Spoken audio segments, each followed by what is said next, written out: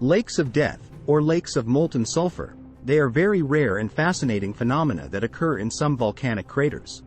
They are formed by the condensation of sulfur-rich gases that escape from the magma chamber below. The molten sulfur is usually yellow or orange in color and has a very low viscosity, allowing it to flow and bubble on the lake floor. Some examples of these lakes are found at Kawah Ijen volcano in Indonesia, Daikoku and Nico volcanoes in the Mariana Arc, and Macaulay Cone in the Kermadec Arc. These lakes are very hazardous to approach, as they can emit toxic gases, explode violently, or cause severe burns. They also have a significant impact on the geochemistry of the crater lake water, as they dissolve and release SO2 and H2S gases into the water. These lakes are a testament to the power and diversity of nature's creations.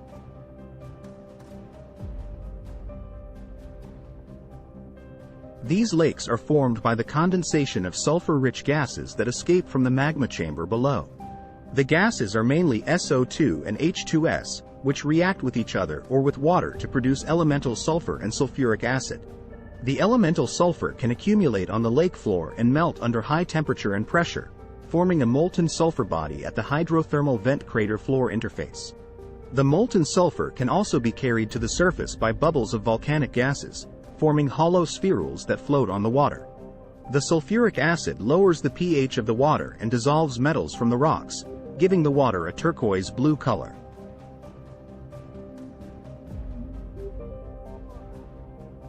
The temperature of these lakes varies depending on the depth, location, and activity of the volcanic vents. The molten sulfur can reach up to 500 degrees Celsius at the source, but it cools down rapidly as it flows away from the vent or rises to the surface. The water temperature of the crater lakes is also influenced by the ambient air temperature, solar radiation, wind, and precipitation. The water temperature can range from near freezing in winter to over 40 degrees Celsius in summer. The temperature of the molten sulfur and the water can affect the viscosity, solubility, and reactivity of the sulfur, as well as the gas escape and heat transfer processes.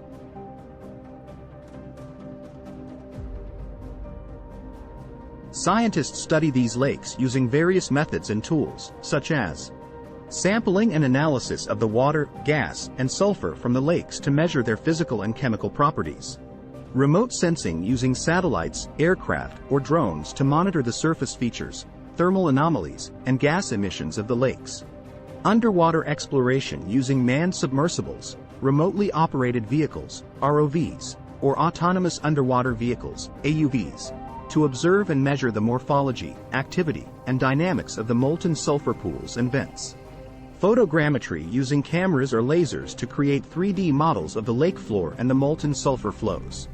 Numerical modeling using mathematical equations and computer simulations to understand the heat and mass transfer processes, the gas escape mechanisms, and the geochemical reactions involved in the formation and evolution of the lakes.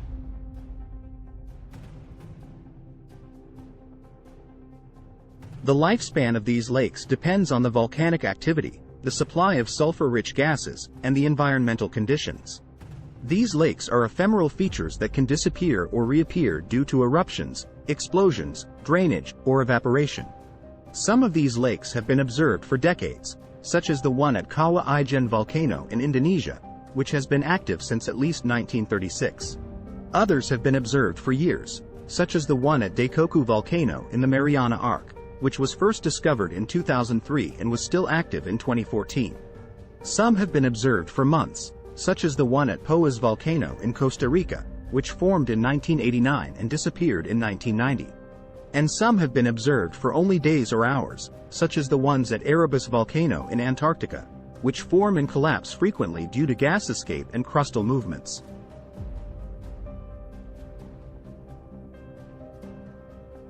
These lakes are very hostile environments for life, as they have extreme temperature, acidity, and toxicity. However, some microorganisms and animals have been found to survive or even thrive in or near these lakes, such as thermophilic bacteria that can grow in high temperature and low pH conditions, and use sulfur compounds as energy sources. Some examples are Sulfolobus and Acidianus, which have been isolated from the water of Kawah Ijen volcano. Sulfur-oxidizing bacteria that can oxidize reduced sulfur species to elemental sulfur or sulfate, and use the energy to fix carbon dioxide.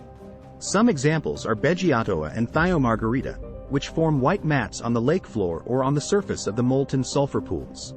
Sulfur-reducing bacteria that can reduce elemental sulfur or sulfate to hydrogen sulfide, and use organic matter as electron donors.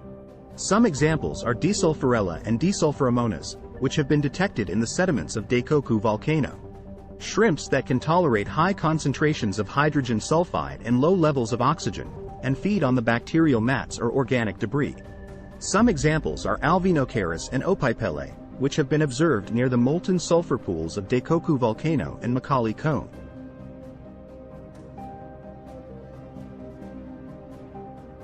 These lakes have various impacts on the environment, such as releasing sulfur gases into the atmosphere, such as sulfur dioxide, SO2, and hydrogen sulfide, H2S, which can contribute to acid rain, air pollution, climate change, and respiratory problems for humans and animals. Dissolving metals from the rocks and sediments, such as copper, Cu, and gold, O, which can enrich the lake water and the molten sulfur pools with these elements. Some of these metals can be toxic to aquatic life or beneficial for biotechnology applications. Leaking or spilling into the surrounding environment, such as soil, groundwater, streams, and lakes, which can cause contamination of drinking water.